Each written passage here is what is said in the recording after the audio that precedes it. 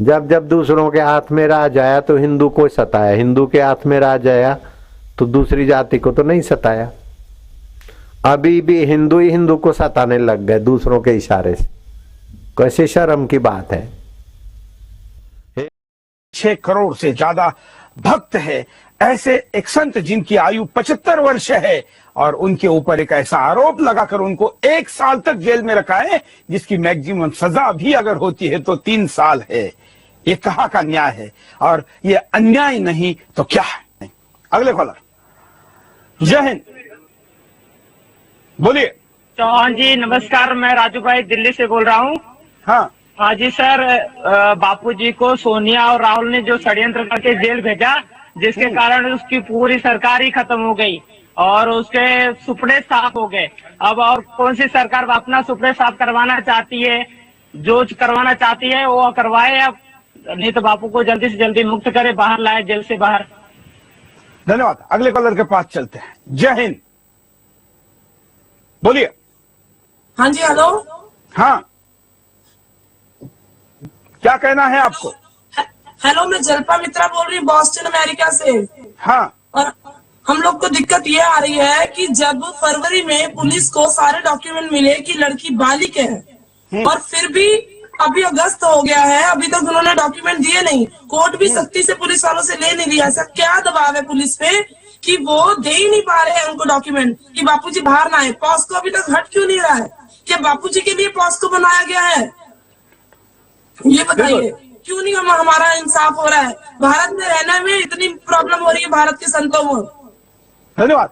ये जो भगिनी ने यहाँ पर मुद्दा उठाया है, शायद दर्शकों को पता नहीं होगा, इसलिए मैं अपडेट करूं, क्योंकि आसाराम बापू से जुड़े हुए न्याय वाले जो पक्ष है वो मीडिया में आते ही नहीं। जिस लड़की ने आरोप लगाया, ये कहा गया कि वो नाबालिग है, उसकी उम्र पूरी 18 साल नहीं हो चुकी है, लेकिन जब ऐसे डॉक्यूमेंट फरवरी में ही सामने आ गए, जिसमें इंश्योरेंस के पेपर हो, जिसमें पहले में स्कूल का दाखिला हो, या उसने अब तक जिस कक्षा में वो पहुंची है, यहाँ तक आने के लिए जितना एज चाहिए उसको देखते हुए वो बालिग है, ऐसा आसाराम बापू जी के वकीलों का कहना, या वो डॉक्यूमेंट कहते हैं। उन डॉक्यूमेंट पर राज्य सरकार का पक्ष रखने के लिए जो समय दिया गया, तो फरवरी से लेकर अगस्त तक अभी तक किसी भी सरकार ने, जहां एफआईआर हुआ वहां या जहां पर कार्रवाई चल रही है उस राजस्थान में भी इस विषय पर कोई खुलासा नहीं हुआ है।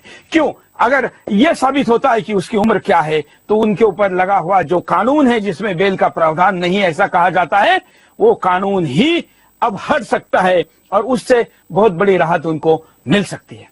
बड़ी चौंकाने वाली बात यह भी है कि अगर किसी को मेडिकल इमरजेंसी है तो उसके लिए सुनवाई का भी क्या तरीका होना चाहिए।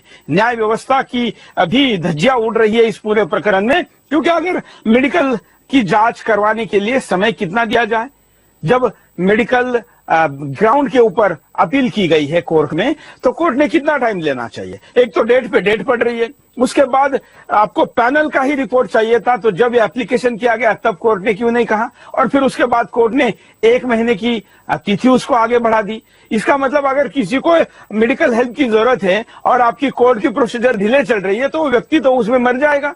ऐसी क्या स्थिति है कोर्ट की, जो कि अभी भी अंग्रेजों के जमाने में चल रही है?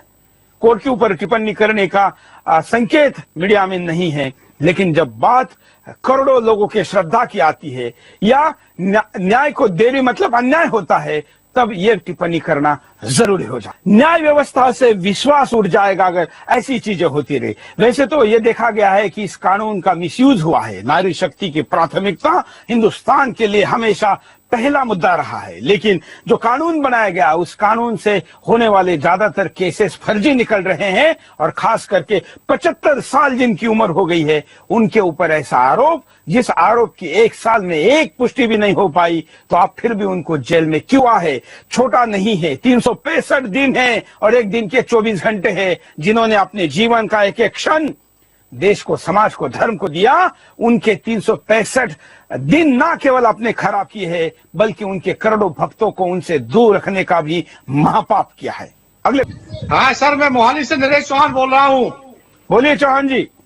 हाँ सर, हमारे बापूजी बिल्कुल निर्दोष है और जल्दी जल्दी बाहर आ जाने चाहिए, वरना बहुत जबरदस्त आंदोलन होगा और ये आंदोलन बहुत जल्दी हम शुरू करेंगे। हम बहुत गुस्से में, बहुत नाराज हैं। एक बात कहना चाहते हैं सरकार से, क्योंकि अभी तक सरकार हमारी नहीं सुन रही। 1 साल हो गया ना, नहीं सुना। पूरे साल से हम चुप बैठे हैं ना, अभी हमारा गुस्सा बाहर निकलेगा।